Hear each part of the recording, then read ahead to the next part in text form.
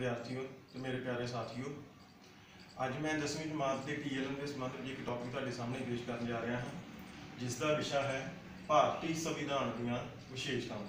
जिवें कि असीं जानते हैं कि संविधान तो भाव एक वो कानूनी दस्तावेज है जिसके अनुसार साडे देश का शासन प्रबंध चलता है, जिसके अनुसार कानून और नीतियां बनदियां। सो संविधान नूं भारत दे विच सब तो ऊँचा स्थान प्राप्त है। सो असीं इत्थे भारत के संविधान के संबंध में वेखो एक ट्री जिहड़ा है वो तैयार किया है कि उहदे विच असीं तुहानूं हुण एक एक करके भारतीय संविधान की विशेषतावां के बारे जिहड़ा है वो जानकारी देवांगे। जिवें कि सब तो पहली विशेषता भारत के संविधान की की है, लंबा अते विस्तृत संविधान। असीं सारे जानते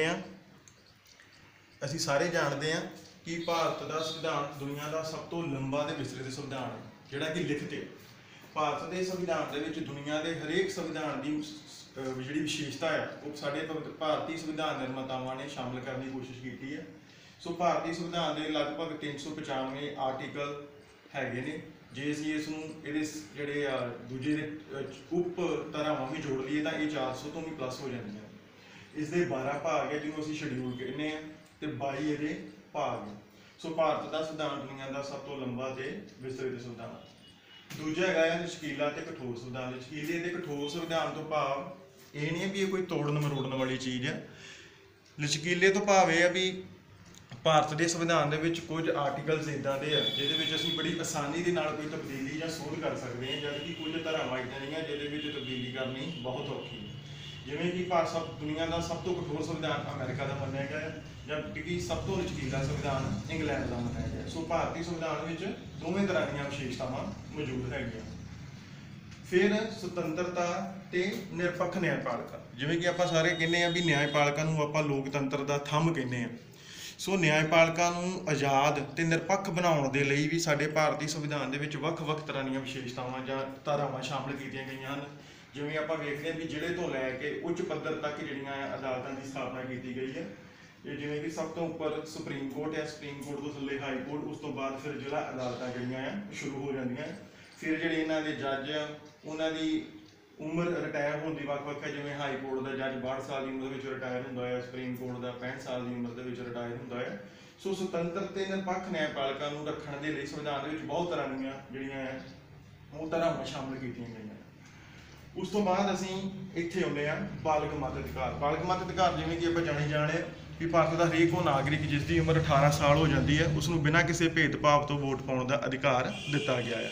पहला यह उम्र 21 साल होंदी सी जो बाद विच 18 साल कर दी गई। इसका मकसद भारतीय लोकतंत्र विच वध तो वध नौजवान वर्ग नूं जोड़ना।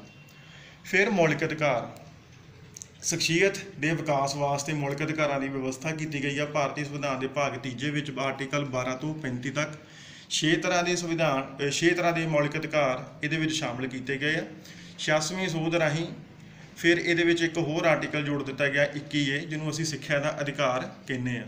सो भारतीय संविधान के मौलिक अधिकार भी 6 तरह के दिते गए हैं जो कि साडे सरीरक, मानसिक ते शख्सियत के विकास के वास्ते बहुत जरूरी है। उस दे नाल नाल जिथे साडे अधिकार है उत्थे नाल नाल साडे कुछ करतव्य भी है। दोवें एक सिक्के के दो पासे हैं। भारतीय संविधान के भी वक्-वक् तरह के जिहड़े साडे जिहड़ियां ड्यूटीज़ आ साडे देश के प्रति, संविधान के प्रति, होर वक्-वक् आदर्शों के प्रति उहदे बारे जानकारी इहदे विच दित्ती गई है। उस तो बाद जदों आउने हैं जी संसदीय सरकार। संसदीय सरकार इंग्लैंड तो ली गई है।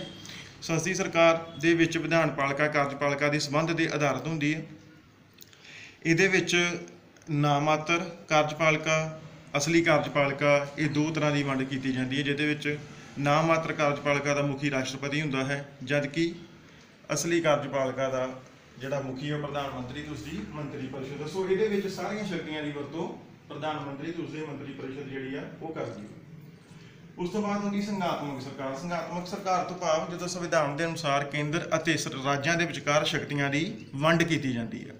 सो भारत भी एक संघात्मक देश है जिहदे लिखती संविधान आ, कठोर संविधान आ, होर वक्-वक् तरह दी विशेषतावां जिहड़ियां आपां ज़्यादा डिटेल दे विच करन तो फिर काफ़ी टाइम लग जाऊगा। सो इस संघात्मक सरकार का असल दे विच अर्थ होई है कि जो केंद्र ते राज्यों के विचकार शक्तियां की वंड की जाए। शक्तियां की वंड संबंधी सानूं 3 तरह दी सूचियां भी साडे संविधान दे विच शामिल कीतियां गईयां। उस तो बाद आउंदा है जी राष्ट्रपति दीयां संकटकालीन शक्तियां। हुण राष्ट्रपति जिसनूं कि भारत का पहला नागरिक भी कहा जाता है, उन्होंने इस अनुसार ਆਰਟੀਕਲ 352 56 ਤੇ 60 ਦੇ ਵਿੱਚ ਜਿਹੜੀਆਂ ਆ ਸੰਕਟਕਾਲੀਨ ਸ਼ਕਤੀਆਂ ਦਿੱਤੀਆਂ ਗਈਆਂ, ਜਿਸ ਦੇ ਅਨੁਸਾਰ ਉਹ ਵੱਖ-ਵੱਖ ਹਾਲਾਤਾਂ ਨੂੰ ਵੱਖ-ਵੱਖ ਹਾਲਾਤਾਂ ਦਾ ਸਾਹਮਣਾ ਕਰਨ ਦੇ ਲਈ ਇਹਨਾਂ ਆਪਣੇ ਅਧਿਕਾਰਾਂ ਦੀ ਵਰਤੋਂ ਜਿਹੜਾ ਆ ਉਹ ਕਰ ਸਕਦਾ ਹੈ। ਸੋ ਇਹ ਹੈਗਾ ਜੀ, ਵੇਖੋ ਭਾਰਤੀ ਸੰਵਿਧਾਨ ਦੀਆਂ ਵੱਖ-ਵੱਖ ਜਿਹੜੀਆਂ ਵਿਸ਼ੇਤਰ ਵਿਸ਼ੇਸ਼ਤਾਵਾਂ ਹੈ ਤੁਹਾਨੂੰ ਥੋੜੇ ਜਿਹੇ ਟਾਈਮ ਵਿੱਚ ਦੱਸਣ ਦੀ ਕੋਸ਼ਿਸ਼ ਕੀਤੀ ਗਈ ਹੈ। ਉਸ ਤੋਂ ਇਲਾਵਾ ਜੇ ਆਪਾਂ ਗੱਲ ਕਰੀਏ ਤਾਂ ਭਾਰਤ ਦਾ ਸੰਵਿਧਾਨ ਦੁਨੀਆ ਦਾ ਇੱਕ ਉਹ ਸੰਵਿਧਾਨ ਹੈ ਜਿਹਦੇ ਵਿੱਚ ਭਾਰਤ ਦੇ ਸੰਵਿਧਾਨ ਨਿਰਮਾਤਾਵਾਂ ਨੇ ਦੁਨੀਆ ਦੇ ਹਰੇਕ ਦੇਸ਼ ਤੋਂ ਵੱਖ-ਵੱਖ ਤਰ੍ਹਾਂ ਦੀਆਂ ਵਿਸ਼ੇਸ਼ਤਾਵਾਂ ਲੈ ਕੇ ਸਾਡੇ ਇਸ ਸੰਵਿਧਾਨ ਦੇ ਵਿੱਚ ਸ਼ਾਮਲ ਕੀਤੀਆਂ ਹੈ।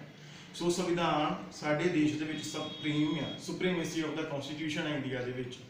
ਸੋ ਇਸ ਦੇ ਰਾਹੀਂ ਇਹ ਜਿਹੜਾ ਟੌਪਿਕ ਹੈ ਇਹ ਮੈਂ ਤੁਹਾਡੇ ਨਾਲ ਸਾਂਝਾ ਕੀਤਾ ਹੈ ਤੇ ਉਮੀਦ ਹੈ ਕਿ ਭਾਰਤੀ ਸੰਵਿਧਾਨ ਦੇ ਨਾਲ ਸੰਬੰਧਿਤ ਇਹ ਜ਼ਰੂਰੀ ਵਿਸ਼ੇਸ਼ਤਾਵਾਂ ਤੁਹਾਡੀ ਜਾਣਕਾਰੀ ਵਿੱਚ ਵੀ ਵਾਧਾ ਕਰਨਗੀਆਂ ਤੇ ਤੁਹਾਨੂੰ ਇਸ ਤਰ੍ਹਾਂ ਹੀ ਕੁਝ ਨਵਾਂ ਸਿੱਖਣ ਨੂੰ ਵੀ ਮਿਲੇਗਾ। ਬਹੁਤ ਬਹੁਤ ਧੰਨਵਾਦ।